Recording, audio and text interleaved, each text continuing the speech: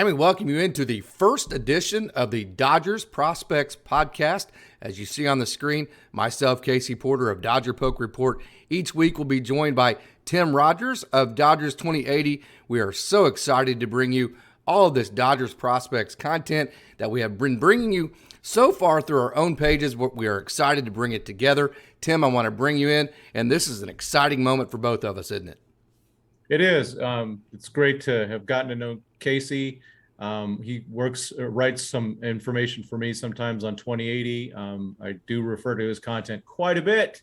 He does a great job of covering, especially what's going on in Oklahoma with both the Drillers and the OKC Dodgers. And so, yeah, I cover the Quakes mostly because I'm in Southern California. Casey's in Oklahoma, so we have some of the places covered. If anyone wants to, from Great Lakes wants to come in and chime in, we wouldn't mind that at all. Sure. Yeah, we're excited about this. I also working on Brad Tunney with that one. Yeah, I got started with Dodgers Nation, so I'm still with them, and so that's still my in a lot of ways my primary home. But 2080 Dodgers 2080 is a sister organization with Dodgers Nation. So that's where we're at, and let's get started. What do you want to talk about first, Casey? Yeah, no doubt about it. There's a lot of prospects out there, and the sad part of it is that, you know, I talked to one of them today, and his comment was, well, I've got nothing but time because I'm just sitting here in Arizona and just waiting for everything to get started. So the big news, obviously, is the lockout. So lockout, not a good deal. There's a lot of issues on the table. One of the main issues is arbitration after 3 years. Here's the thing about what's happened to the game with all the new metrics that have come in, as far as, you know, all the WAR metrics and how you can measure guys. And a lot of organizations have gone away from the big contracts with guys into their 30s. The game has become younger by exactly 1 year in the last 10 years.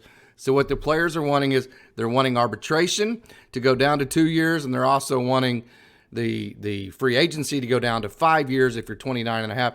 They're wanting to match the arbitration and free agency numbers and the years of service to the trends of the game, which is the game becoming younger. You can't blame them for that. I mean, that's just simple math as far as I'm concerned.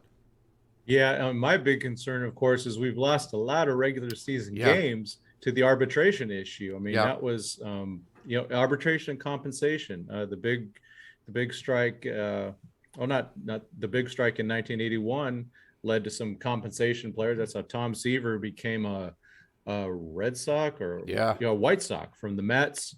And then arbitration, they've struck over that. And it's where they started getting, I think that was part of it in 94, 95. The nightmare, which I'm afraid of again. Yeah. But arbitration's a huge issue. It impacts a lot of players. And it is getting younger, and it's only going to get worse. Right. I think that way. The numbers indicate certain things, and players need to be able to get paid. Sure. While they're paying, best paying time is good. And I don't blame a team for going, I don't want to pay for what you did before. No doubt. But now the question is, how do you pay for what they're doing now? Well, there's really no system in place because, you have to be in the major leagues for 3 years to reach arbitration. Yep. And, I know the average stint in the major leagues is about 2 or 3 years, but the median stint in the major leagues, when you look at everybody and all the cup of coffee guys, is a little over 1 year. So most players don't actually even reach arbitration, certainly don't reach free agency. And by the time they reach free agency, they're 29, 30, sometimes 31, 32 years old. And like you said, they're not negotiating at the most valuable part of their career. So the players have a lot on the table. I think most people, the difference between this strike and a lot of other strikes, first of all, you have social media. People understand it a little bit better because they can look it up. And second of all, I do think that most people, although they're not on either side because a lot of people see it as millionaires versus billionaires, I think most people, if they did have to choose a side, I think would squarely be on the player's side.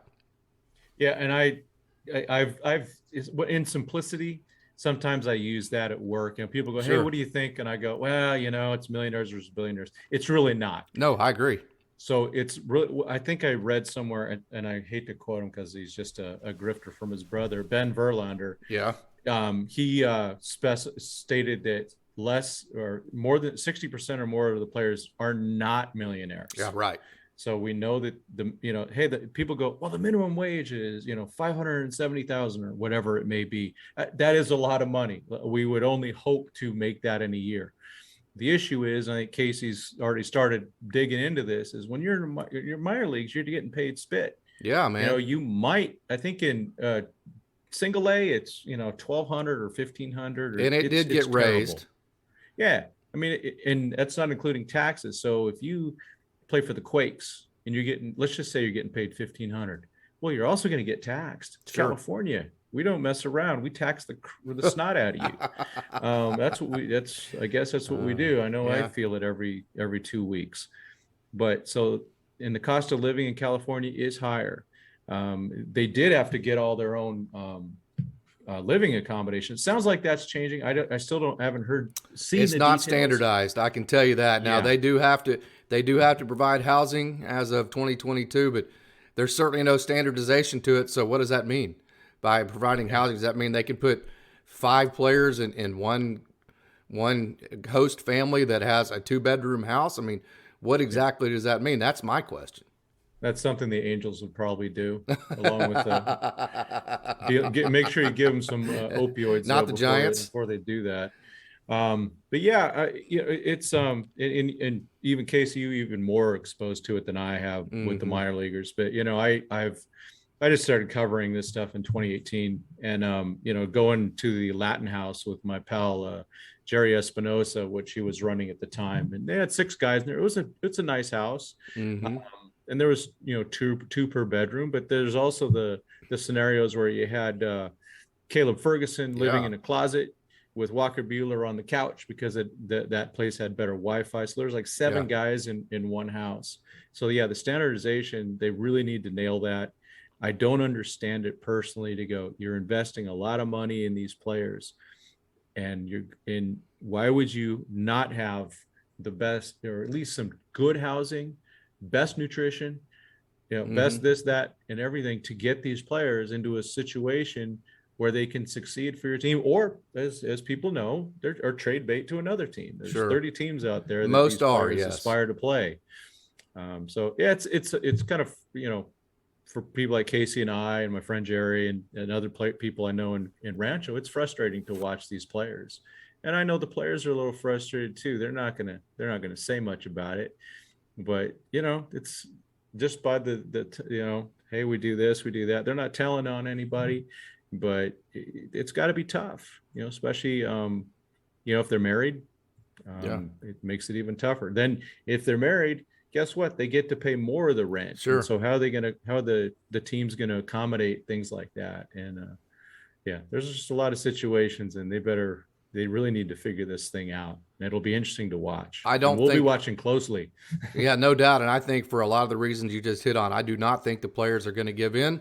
And that's because obviously, a lot of guys in the major leagues are making a lot of money. We just saw the Juan Soto deal get turned down, and it was, I don't even know what the numbers were. They were amazing. And we'll get to the top end of some of the major league players as we move on to this. But most minor leaguers make right around $15,000 a year. I mean, whatever salary that you see in that pay scale, that's only while they're playing. They don't get paid during spring training. They don't get paid for their month-long instructs after their season. They don't get paid for anything that they do in the off season. They get paid only while they're playing, in a very menial wage at that. And a lot of times the housing's not standardized. So like you said, if you are married in that scenario, making $15,000 a year, you're making about half of what the standardized poverty line would be in America right now. I mean, that's the conditions that minor league players play underneath to chase their dream. And the organizations really kind of have them by the tail, because if you want to chase that dream, what other options do you have? So most of these minor league guys are relying on signing bonuses. If they don't get a big signing bonus, it is a tremendously difficult road.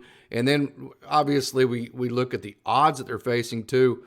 Only about 10% at each level will actually make it to the next level. So if you're in low A, right, about 10% of the low A players will make it to high A, and then 10%. So if you do those odds and then equate those all the way out to the major leagues, I mean, you're talking about just minuscule odds for very little pay. And then, you're talking about almost $9 beer in Oklahoma, and stuff like that. So, who loses in the end? It's always the fans, that the tickets cost more, the concessions cost more, everything costs more. So it's a situation to where I know there's a lot of players at the major league level that are making a lot of money at the top end, but player salaries have actually decreased in the major leagues since 2017. Player salaries since 2015 have only increased by 1%, whereas the revenue that the owners are making have increased by almost 20%. So as big as the difference in revenue has been between owners and players, it's only getting worse, and I can tell you why. It's because of metrics. Owners are able to use these modern-day metrics to determine which players they're going to give contracts to and which they're not, and there's no guesswork to it anymore. And it's really making it difficult as a 29, 30, 31-year-old to sign for any kind of big contract, which is the first time you're available for free agency. So the owners have it exactly where they want it. They don't want anything to change, and you can understand why. But the players, they have all these things that need to get changed. Right. And, one of the things, a couple things actually that also were that are out there is that, sometimes during the minor league season, a player gets moved off the roster. Mm-hmm. When that happens, they're not getting paid. And then just to with the salaries and the way that 2016 happened when they negotiated this last one, the players screwed themselves because they didn't know what they were doing. They were not represented well because the owners were ahead because of people. I mean, love the guy because he's really good at his job, but the Andrew Friedmans and stuff, they're way ahead. Oh, no doubt. So the ownership was way ahead. These players were going, hey, batting average, experience, grit, all this type of stuff. Hey, all those things, nothing wrong with any of those things. But the metrics, it's like, numbers are fun. Baseball has always been a huge numbers thing. If it wasn't for baseball, I don't think I'd even care about numbers. Right. But they really messed themselves up. They got little benefits like, a little extra chef here and there. So all these, the established players got a little something, but they ended up shooting themselves in the foot because some of those guys that helped negotiate that probably lost their career a couple of years earlier than it should have been. Because why would I pay? I love the guy. Why would I pay Adam Jones $4 million when I can pay somebody else the minimum? And I'm going to get how much different productivity when I can maybe use that other money to pay for. Well, certainly over 4 or 5 years. Yeah. Yeah. And so it doesn't work out. And they need to fix that. I do worry about too many young players. Not that it's bad, but I think the veterans like an Adam Jones, I think it's a shame that he spent the last 2 years in Japan. I don't think that should have happened. He's such a, there's a lot to him. And I think, there's certain teams that do still understand that experience does matter. I think the Dodgers are one of them. You don't bring in, 53-year-old Albert Pujols, in the middle of a season because he's going to, hit you 40 bombs. No, he's going to provide some things. He's going to provide some leadership. And if you look at it, I'm going to quickly just deviate just a second. One of the biggest mistakes the San Diego Padres made was not signing Albert Pujols. They should have signed that guy. He would have been the dad that they needed in that clubhouse. They had the leadership there is not very good. That Tingler guy was not very good as a leader. And you look at what the Dodgers went through with trying to say Bauer Machado's not a great leader. Issues. Yeah, I mean, you had Pujols, and we lost Dustin May and Trevor Bauer for the whole season, and the clubhouse was smooth. And some of that's got to go to T.O. Albert. No but doubt. Also, the other veterans on the team, the Justin Turner types and the Clayton Kershaws and things like that, those types of players do matter. And, if Albert Pujols can make minimum at the age of, 58 or whatever he is, then Adam Jones should have been making something at the age of 33. I mean, come on. I don't disagree. Another thing that the owners like to do or have done, I don't want to say like to do, I think that's probably too strong, but something that they have available to them is that they can keep players in the minor leagues for periods of time when they should be in the major leagues, just simply so their service time isn't adding up towards free agency to keep player control a little bit longer on certain players. We've seen big time players in the past get kept back, like Chris Bryant and guys like that. So that's another thing. And then teams tank. So it's awful. Not only is tanking awful, but it drives down wages because if you don't care if you're going to lose, you're going to have the smallest payroll you can, which only makes wages smaller. And then another thing the owners want is they want to expand the playoffs, which I don't know if the players understand this or not, but when you talk about playoff TV revenue, 100% of it goes to the owners. 100%. The players get a little bit of the gate and this and that, but it is unbelievably unbalanced, the revenue of the playoff money that goes to the owners. Then if you expand the playoffs, guess what?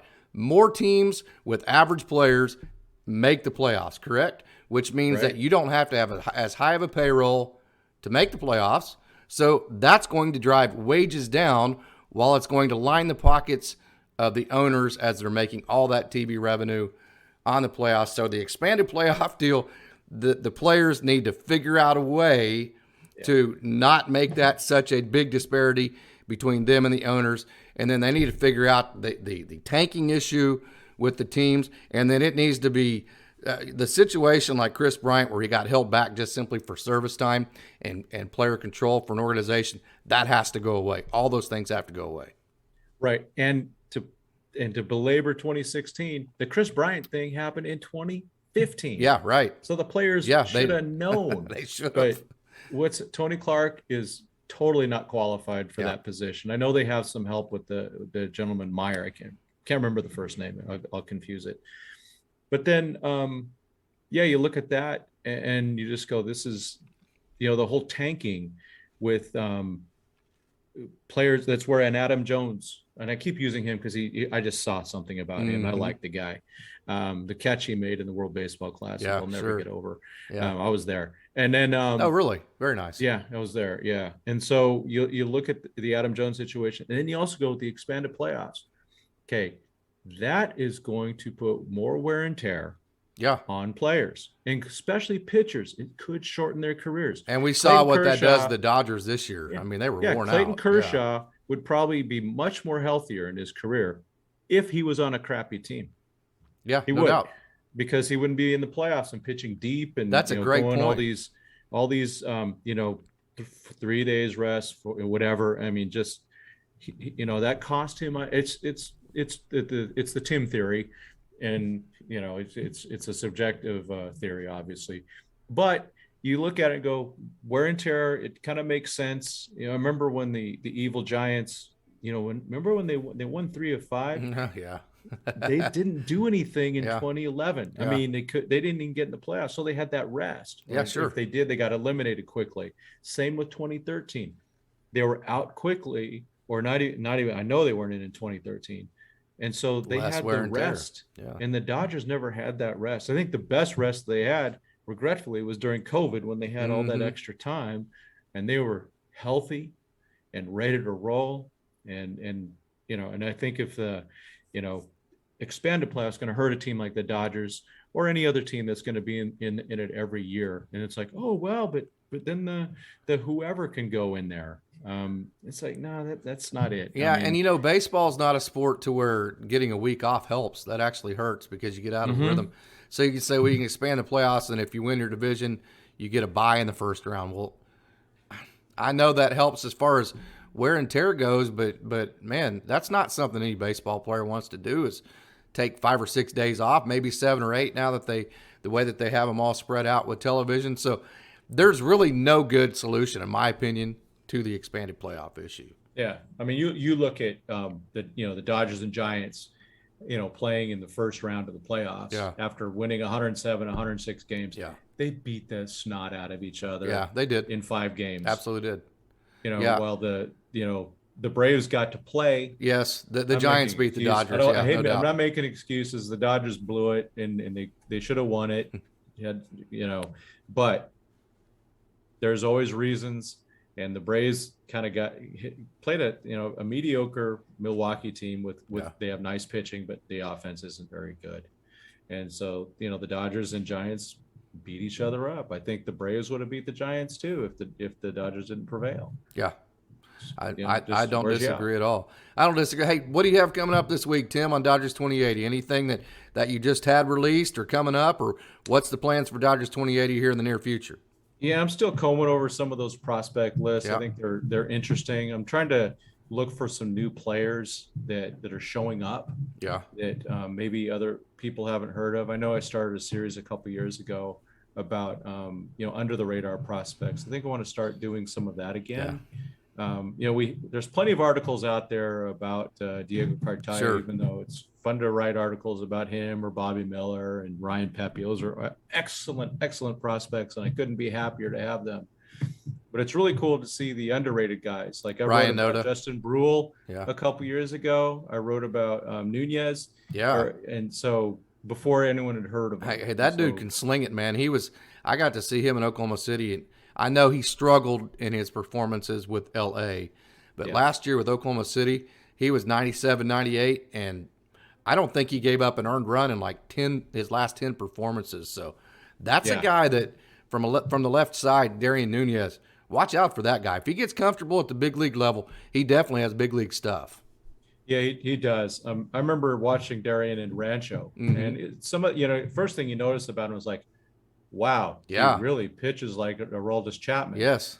And now the velocity is getting closer to it. It's the command, and Darien knows that. Darien's I've had a good chance to meet him a few times. He's a really good person. Yeah, Amy, bro, that's all you got to say to him, and you'll get a conversation going, right? Well, and his story, story about coming from Cuba to the United States it was a 3-year journey. Yeah. And so he wasn't playing for 3 years. In some ways, Vargas is the same way. Mickey Vargas, he came from Cuba. Sure. And he didn't play for 2 years. Yeah. I think he played at age 15 and then didn't play for a couple years, and then started with was it with Great Lakes? No, not Great Lakes. Sorry, Ogden, or maybe even before that. And all of a sudden, he was one of the last crops that played for. That 2019 season was, I believe, the last year for Ogden. The high A Great Lakes manager Austin Chubb actually managed that team. One of my good friends from Oklahoma State, John Littell, played on that team. James Altman was part of that. A lot of the guys that went from high A to double A were part of that last rookie ball team in Ogden. And they were managed by Austin Chubb. And interesting part of that, Andy Pages, who I just wrote a story on, just released a feature cut on him as well. Andy Pages has actually played 3 seasons in the Dodgers organization. Of course, his 4th one was 2020 that got canceled.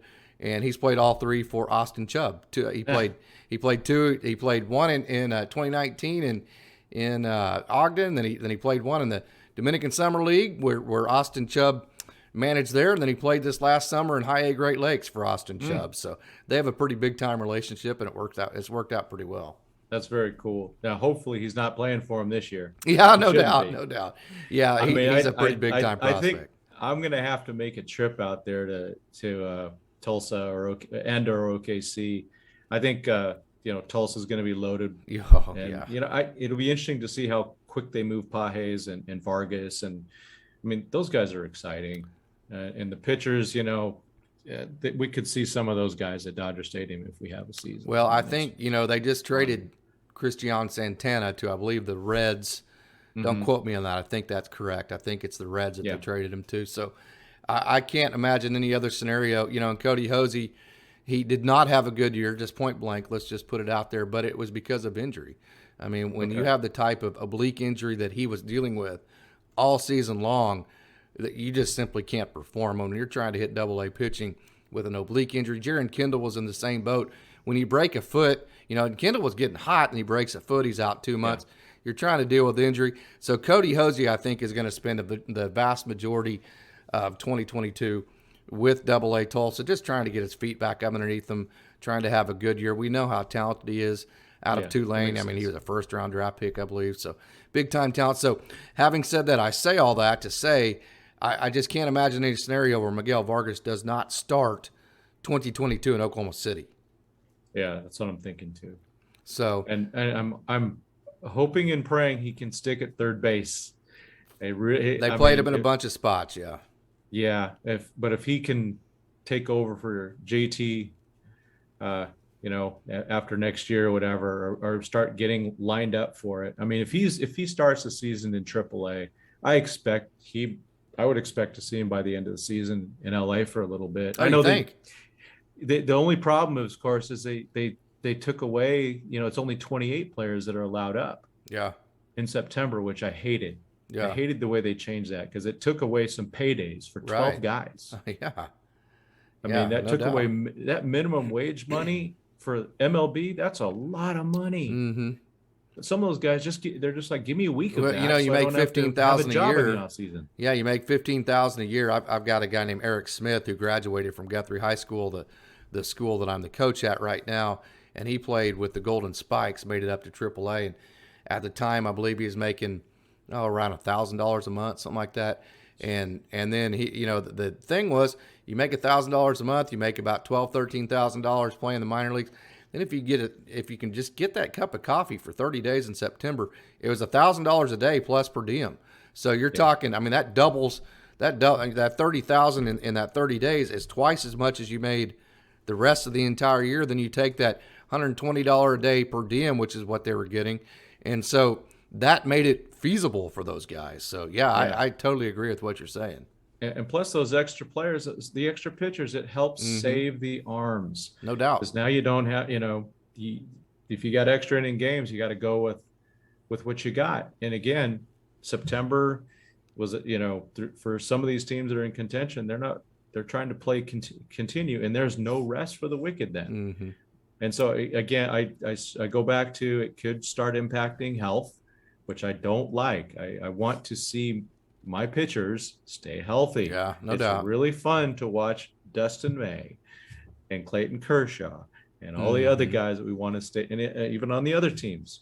I want to see the best out there. I don't want to see these guys going down because, the owners are going to save a little bit of money. Oh, and the clubhouse gets a little full. They're not thinking long term. And you know what they're doing instead is they're starting to make the minor leagues season go into last year went into October. Of course, they got started late because of COVID, starting the spring training late and all those good things. But into October, AAA baseball in October. I mean, come on, that's insane. Yeah, it wasn't good. I mean, it wasn't a good. You look at the crowds and they were terrible everywhere. Minor league baseball needs to end the first week of September. Be done with it. Call your guys up and let them get that $1,000 or however much it is now. It's probably more than that. I'm sure it's quite a bit more than that now. But let those guys get up there and make that money. I know. Yeah, they're just people are not thinking these things through. And hey, I'm all about get all you can. Yeah, the you have to make your money. Players make your money.